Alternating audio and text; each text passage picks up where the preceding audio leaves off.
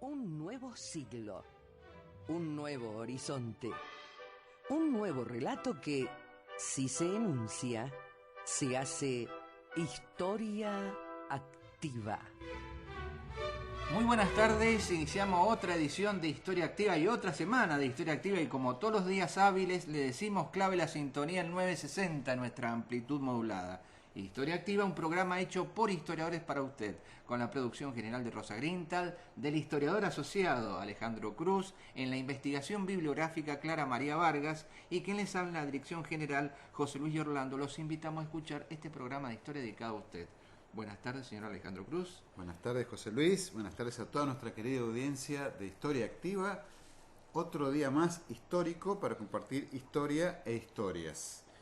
Nos pueden llamar al 423-3822 o dejarnos mensaje grabado al 425-7931. También nos pueden mandar mensaje de texto al 156-515-522, que es el celular de Radio Nacional, que lo tenemos acá cargándose en la mesa del estudio. Y también nos pueden leer en www.netlog.com/historiaactiva. Nos pueden escribir a historia-activa@yahoo.com.ar. Nos escuchan online vía internet a través de www.radionacional.com.ar, emisora LRA6 Radio Nacional Mendoza. O nos solicitan amistad en nuestra página de Facebook, donde ya contamos con 131 amigos. Les damos las gracias a todos los que se han incorporado este fin de semana, los que han comentado los álbumes nuevos que hemos subido, las fotografías nuevas, muchas gracias. Y un saludo muy especial a Francisco Cruz, que se ha convertido en un nuevo oyente de Radio Nacional, concretamente de Historia Activa, que nos sigue a través del aparato de radio, porque él no tiene internet, pero nos escucha por la radio todos los días. Con el viejo aparato, ¿no? Con el viejo que es nuevo. Con el viejo que siempre es nuevo, ¿no? Que es reciclado, ¿no es cierto? Que es donde uno puede llegar a miles de hogares en el mundo, ¿no? También, ¿no? Eso no hay que olvidarlo.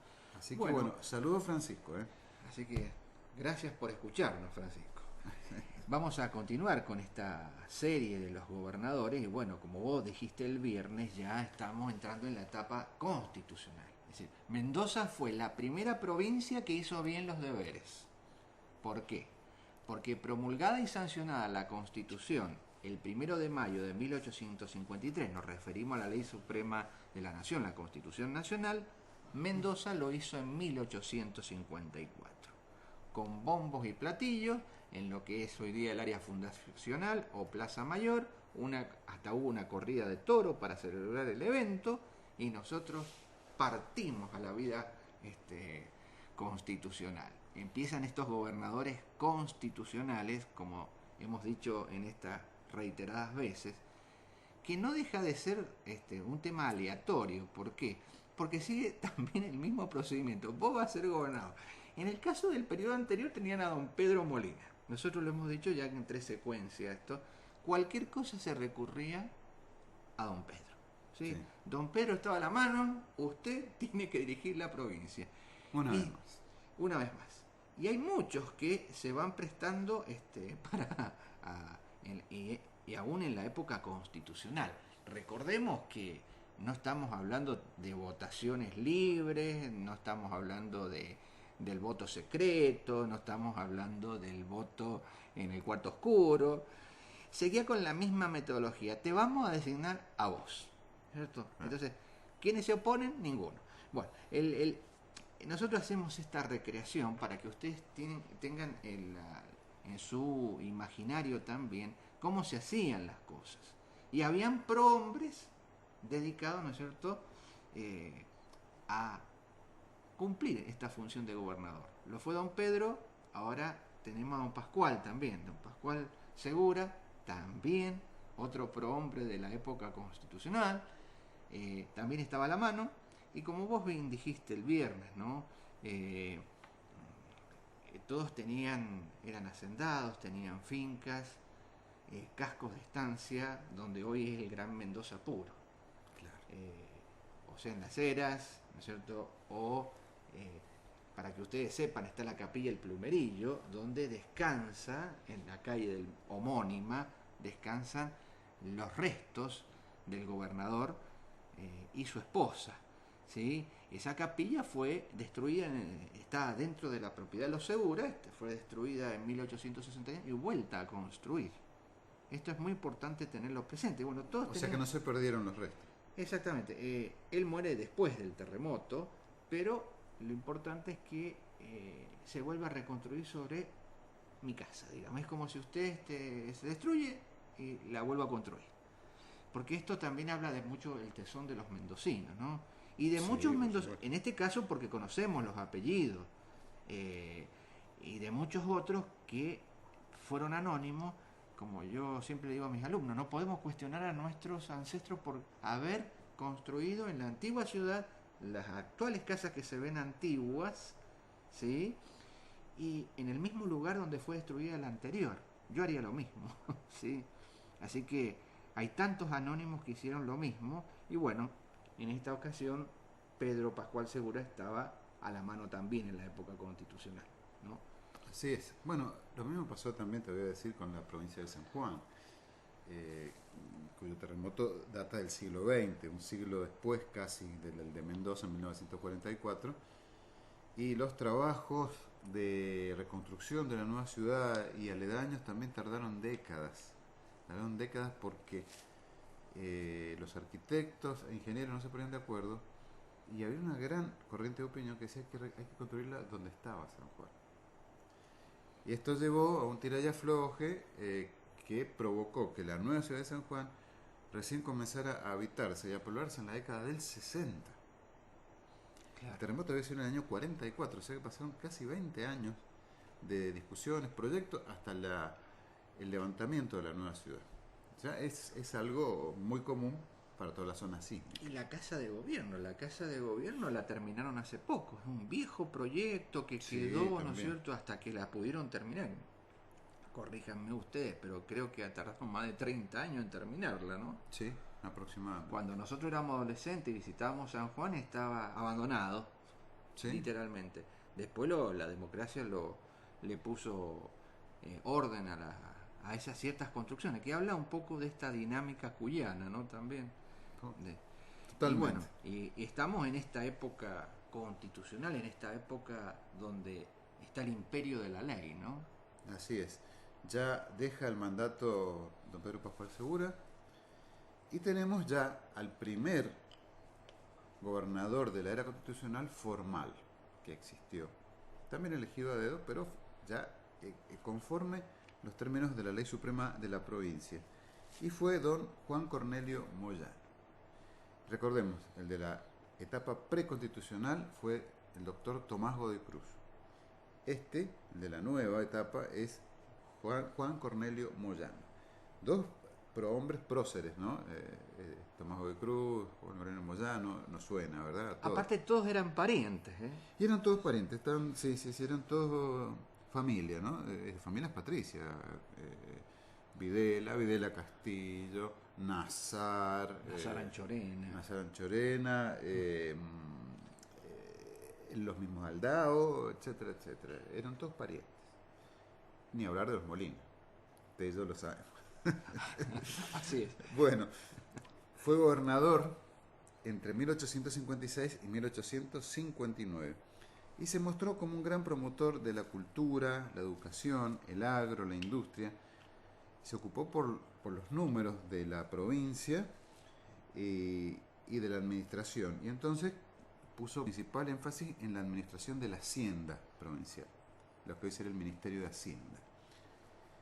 Tuvo una destacada actuación política durante el dominio federal, pero sin embargo debió exiliarse para salvarse de la furia rosista y recién volvió a Mendoza el 20 de febrero, en 1852. Y el 20 de febrero de 1856 fue elegido interino como sucesor de don Pedro Pascual Segura y luego en abril asumió como gobernador titular. Una de las prioridades fueron las finanzas.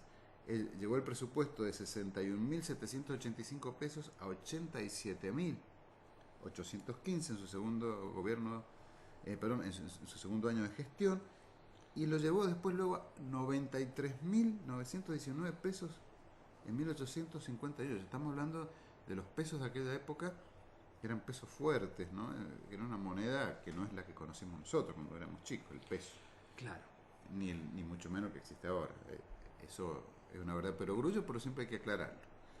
Y bueno, nombró una comisión para organizar un plan de reconstitución de la hacienda provincial, creó escuelas, departamentos de campaña y modernizó la cárcel pública, estableció un penal para mujeres en el Hospital San Antonio. El Hospital San Antonio estaba en el predio que hoy ocupa en la cuarta sección una manzana de monoblocks, donde vivía mi amigo Miki Santiago, un gran amigo nuestro, ahí sobre calle Montecaseros. Claro. Vos la conocés mejor. Montecasero, está Santa Fe, está Tucumán y está José Federico Moreno, que hasta los años 80 en el ángulo, en la esquina, digo, ¿en qué esquina, no? Montecasero y Santa Fe, persistió una vieja construcción o una nueva construcción de este Hospital San Antonio, que venía de los años 20, esta nueva construcción, que era un centro de salud, ¿sí? Claro. Y no sé cómo es la relación de títulos de propiedad, lo demolieron, pero fíjense un detalle. Yo los invito que en esa esquina, por Montecaseros, bien hacia la Acequia, hay un viejo conducto de agua que pertenecía al hospital, que ha quedado, y gracias a Dios en estas repavimentaciones que se hizo, no se lo sacó. Alguien con buen criterio dijo, no lo vamos a sacar. Claro. Esto es para, de alguna manera, como dijimos en otras ocasiones, para ver qué es lo que hubo antes ahí, ¿no? Y el Hospital San Antonio decreció cuando estuvo el Hospital Central. Claro. El mismo Miki Santiago me contaba en su anecdotario de que hasta bien entrados los 80 y principios de los 90 existía la salita de primeros auxilios, claro, que era los restos sobrevivientes del Hospital San Antonio. Exactamente, los restos superstite, digamos. Claro, hacia el norte, una de las esquinas norteñas. Bueno, Juan Cornelio Moyano fue un gobernador progresista. También me acuerdo mucho de él, y perdón por esta digresión, porque cuando yo era chico visitaba mucho a mi tía, a mi madrina, que vivía en Maipú, que era la directora del colegio Juan Cornelio Moyano de Maipú.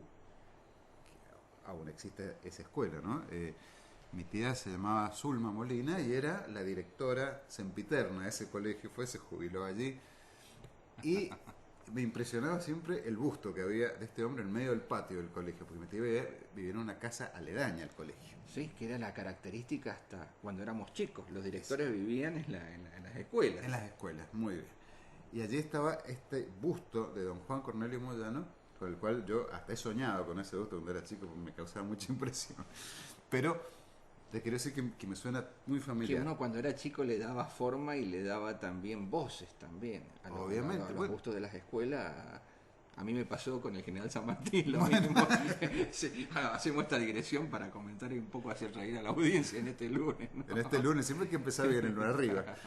Bueno, ¿qué es lo que hizo? Fomentó por decreto las bibliotecas públicas, Juan Cornelio Moyano. Ordenó reunir las piezas dispersas del extinguido Cabildo y del gobierno también en manos de particulares, con lo que sentó la base para un archivo general de la provincia. Claro. Lo cual es un paso muy importante para la historia. Y tal vez su mayor logro en educación fue aumentar en 200% la matrícula de alumnos en las escuelas públicas y volver obligatoria la educación pública acá en Mendoza. O sea, un visionario. Así es.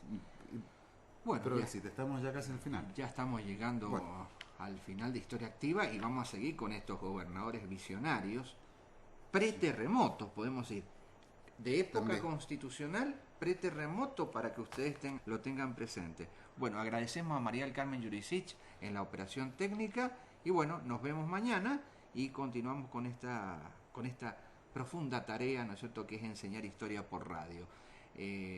No se lo pierda y bueno, sigue el boletín informativo a cargo del señor Daniel Badano y luego sigue en el patio trasero de Fito Zuna. Hasta mañana. Amén. Historia Activa.